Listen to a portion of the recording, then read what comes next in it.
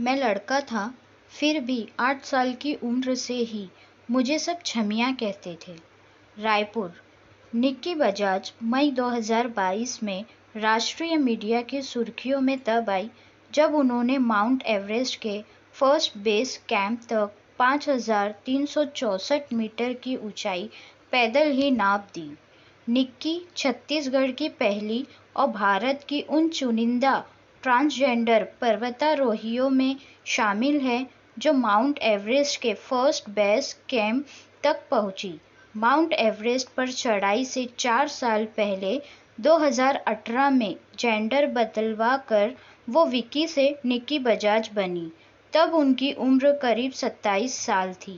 पेशे से technical trainer educator of hair, Nikki फिलहाल मुंबई में हेयर स्टाइलिस्ट है। अपने काम को एंजॉय करती है और ठीक ठाक पैसे भी कमा लेती है।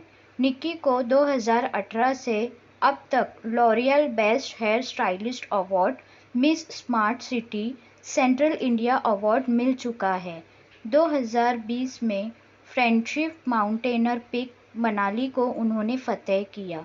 2 साल के रिलेशनशिप के बाद निक्की ने 16 जून 2021 को मुंबई में रहने वाले शख्स से शादी की। पिछले 6 महीने से वे मुंबई में ही सेटल है। छत्तीसगढ़ राजधानी रायपुर में जन्मी निक्की कहती है, जेंडर बदलवाने के बाद से वे मानसिक शारीरिक दोनों तरह से स्वस्थ है और सबसे बड़ी बात है कि खुशनुमा जिंदगी जी रही है। बातचीत के सिलसिले के बीच निक्की कुछ देर के लिए चुप हो जाती है, फिर धीमी आवाज में कहती है, जब से होश संभाला घर वालों से डांट और मार ही पड़ती थी। पहले मुझे समझ ही नहीं आता था कि मैं कोई गलती नहीं की, फिर भी मार क्यों पड़ती है। मम्मी कहती थी, विकी ठीक से चल। पापा कहते थे, ठीक से बात किया कर।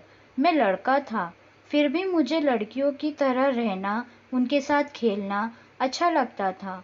मैं लड़कियों के कपड़े भी पहन लेता था।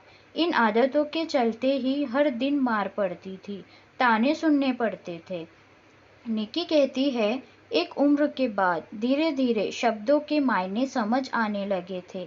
समझ में आ गया था कि मेरी आत्मा और शरीर अलग अलग है। उस समय ही मुझे ये भी समझ आया कि मैं लड़का था, फिर भी 8 साल की उम्र से ही मुझे कुछ लोग छमिया क्यों कहते थे। हमारी जॉइंट फैमिली थी, सब एक साथ रहते थे, लेकिन मैं उनके बीच सबसे अलग और अकेला। 15-16 साल की उम्र में मैंने अपनी सबसे करीबी सहेली से अपनी परेशानी बताई। हमने इस संबंध में रिसर्च पढ़ा, अपने तरीके से पता लगाया। मैंने खुद के बालिग होने का इंतज़ार किया। इस बीच हमें एक डॉक्टर के बारे में पता चला जो जेंडर बदलने की सर्जरी करते थे। रकम याद नहीं, लेकिन फीस सुनकर हम वहाँ से भाग आए। उम्मीद है आपको कहानी पसंद आई होगी। कहानी पसंद आए तो प्लीज़ चैनल को लाइक, शेयर एंड सब्सक्राइब ज़रूर करें।